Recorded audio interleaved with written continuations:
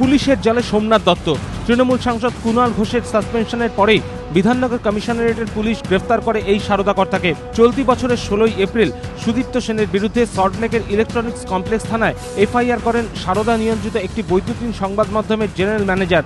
অভিযোগ, কর্মীদের বেতন দিচ্ছেন না সুদীপ্ত।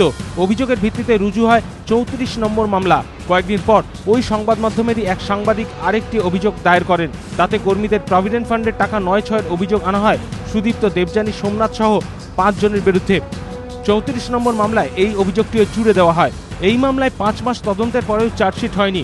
বিধাননগর কমিশনারেট সূত্রে খবর, এই অভিযোগের ভিত্তিতেই সোমবার সোমনাথ দত্তকে গ্রেফতার করা হয়। জানা গিয়েছে, সোমনাথ দত্ত গত এপ্রিল মাসের প্রথম সপ্তাহে সারদা নিয়ন্ত্রিত মিডিয়া গোষ্ঠীর সিনিয়র ভাইস প্রেসিডেন্টের পদ থেকে পদত্যাগ করেন। কিন্তু পুলিশের মতে কর্মীদের বেতন না দেওয়া এবং তাদের পিএফের টাকা জমা না দেওয়ার দায়ভার থেকে তিনি পদত্যাগ করেও রেহাই পেতে পারেন না।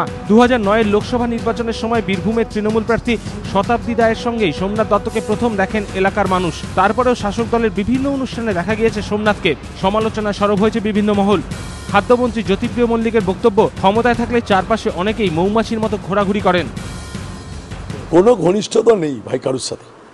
এসব যারা পায় ক্রিমিনালিজম ক্রিমিনাল থাকে, তারা ঘুরে ফিরে যে রাজনীতি ক্ষমতায় তার পাশাপাশি ঘুরে বেড়ায়, মৌমাছির মতো ঘুরে বেড়ায়। সুতরাং এসব সোমনাথকে আমি তাও ভালো করে চিনি না, আমার সাথে কোনো অভিপ্রায় নেই, সোমনাথকে চিনি না। সারদাকাণ্ডে যদি অন্যায় করে থাকে তার বিচার হবে, তাকে পুলিশ যদি অ্যারেস্ট করে থাকে পুলিশ দেখবে, জাজ করে দেখবে, ওই কাউকে রেহাই করার ব্যাপার নেই। তাৎপর্যপূর্ণ বিষয় হলো, এই সময় সারদা নিয়ন্ত্রিত মিডিয়া গোষ্ঠীর সিইও ছিলেন তৃণমূল সাংসদ কুণাল ঘোষ। তাকেও সম্প্রতি 3 বার বিধাননগর কমিশনারেটে ডেকে পাঠিয়ে জিজ্ঞাসাবাদ করেছেন তদন্তকারীরা। কুণাল ঘোষের সাসপেনশনের পরপরই সোমনাথের গ্রেফতার হওয়ার ঘটনাকে তাৎপর্যপূর্ণ বলেই মনে করছে রাজনৈতিক মহল।